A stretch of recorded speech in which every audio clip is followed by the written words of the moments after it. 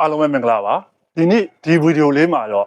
ကျွန်တော်ဘဝကိုပြောင်းလဲစေတဲ့ပညာရပ်နှစ်ခုအကြောင်းကိုမျှဝေပေးခြင်းပါတယ်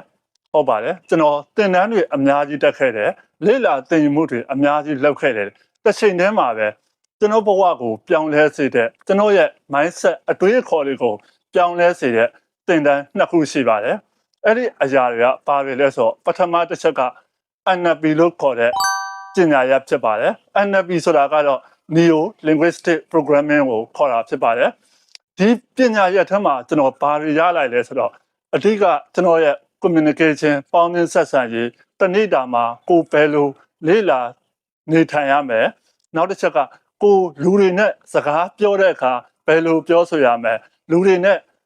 ဆက်ဆံပေါင်းသင်းတဲ့အချိန်မှာဘာတွေကိုရှောင်သင့်တယ်ဆိုတာကိုဒီပညာရပ်ထဲမှာအများကြီးလေ့လာခွင့်ရခဲ့ပါတယ်ဒုတိယတစ်ခုအနေနဲ့ကတော့ပိုးချင်းပါပိုးချင်းပညာရပ်ကလည်းကျွန်တော်ဘဝရဲ့ပိတ်မိနေတဲ့အရာတွေကိုပွင့်လင်းသွားစေပါတယ်အဲ့ဒါဘယ်လိုမျိုးလဲဆိုတော့ကျွန်တော်တို့ဘဝမှာကျွန်တော်တို့လိုချင်တာတွေရှိတယ်ဖြစ်ချင်တာတွေရှိတယ်တစ်ချိန်တည်းမှာပဲလှုပ်ဆောင်ကြတယ်လှုပ်ဆောင်ရင်းနဲ့တနေရာမှာဘာမှမသိပဲနဲ့ပိတ်မိသွားတာမျိုးခံစားမိလိမ့်မယ်ကျွန်တော်လည်းထုံနည်း၎င်းပဲခံစားမိခဲ့တယ်အဲ့တော့အဲ့ဒီလိုခံစားနေရတဲ့အချိန်မှာကိုကောင်းမွန်တဲ့မေးခွန်းတွေမေးတတ်လာတယ်ဒီအခက်အခဲဒီပြဿနာကိုငါဘယ်လိုဖြေရှင်းလို့ရလဲဆိုတဲ့ကိုကောင်းမွန်တဲ့မေးခွန်းတွေကိုမေးတတ်လာတယ်အဲ့ဒီလိုမေးတတ်ခြင်းအပြင်ကျွန်တော်ရဲ့အခက်အခဲဖြတ်ကျော်မှုတွေမှာလည်းအများကြီးအသုံးဝင်ခဲ့ပါတယ်အဲ့တော့မိတ်ဆွေအနေနဲ့အကယ်၍အခါအခွင့်တင်မယ်ဆိုရင်ဒီပညာရပ်နှစ်ခုကိုလေ့လာကြည့်ဖို့အကြံပြုချင်ပါတယ်